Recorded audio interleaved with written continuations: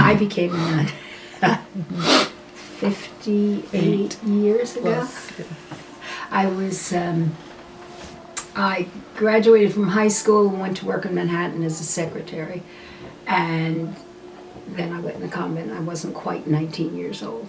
And it was a teaching order. I was a Roman Catholic nun for about 20-some years before I became Orthodox. And Metropolitan Nicholas of Blessed Memory and the Carpatho Russians accepted me in vows from the Roman order. So my relatives in my old age tell me I always wanted to be a nun, even when I was a little kid, but I don't know anything about that.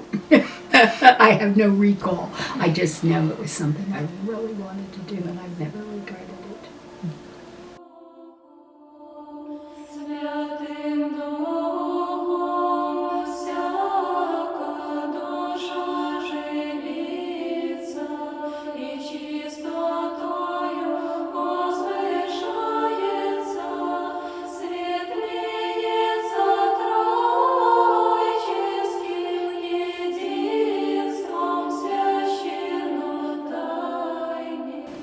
And I've been a nun for going on 29 years.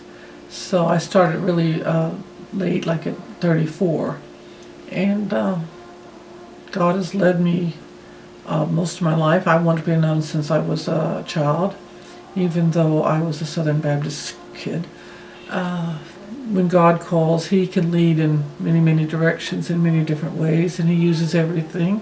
The monastery started in Texas. It was named in late 1989, like December 27th. By Archbishop By Archbishop Dimitri. and Mother Thecla. It came to South Carolina In July 3rd of 94. I came here, still in part of Archbishop Dimitri's diocese, and a year and a half you showed up. So we've been on this property in this double wide for 20 plus years. Right.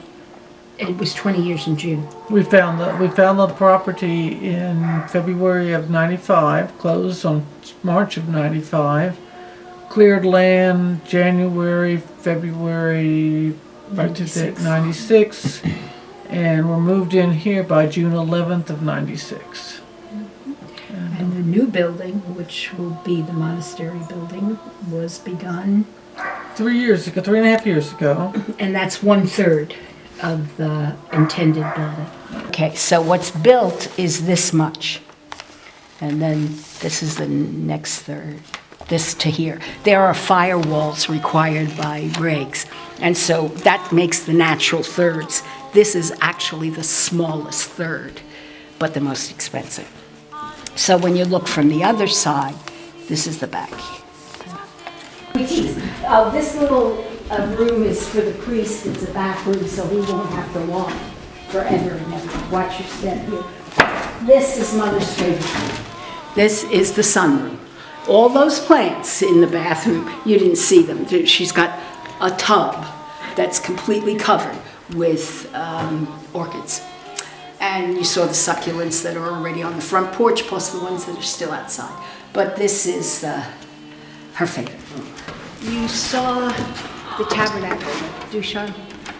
Okay, that will sit right here on the altar. He also did the fancy cross and this. So it all fits.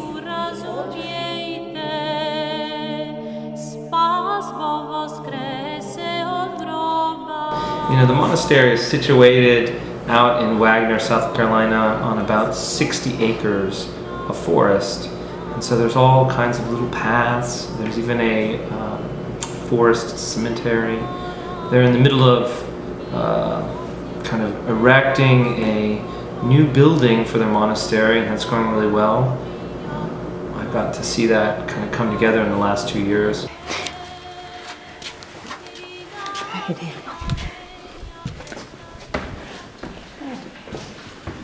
All right, so this is a corridor. The reason this corridor is so wide is 12 feet up, bookcase. This is a library. It'll have one of those ladders that you can move across. This is a typical, quote, cell. Bedroom. Well, now it's not a bathroom. It's a wet room, they tell me.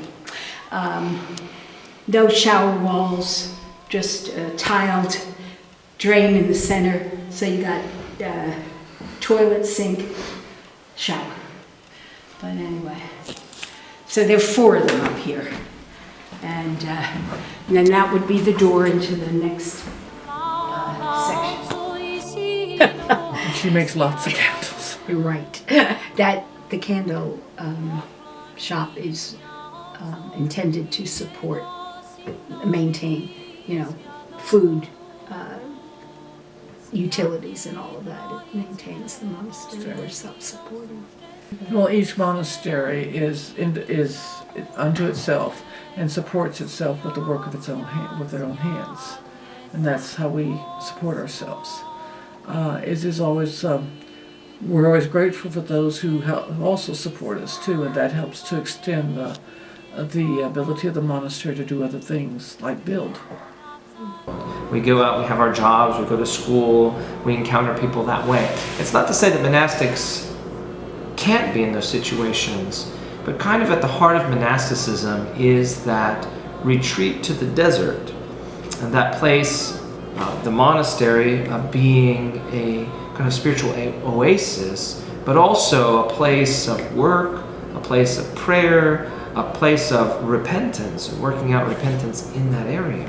In a monastery, you have your church life, your prayer life, you have your working life, and of course, like with any household, you have all the household things that have to be done, and you also have your work, what you do. Like we do candle making, and we are hospitality and visitors, and there's also ministry by the telephone.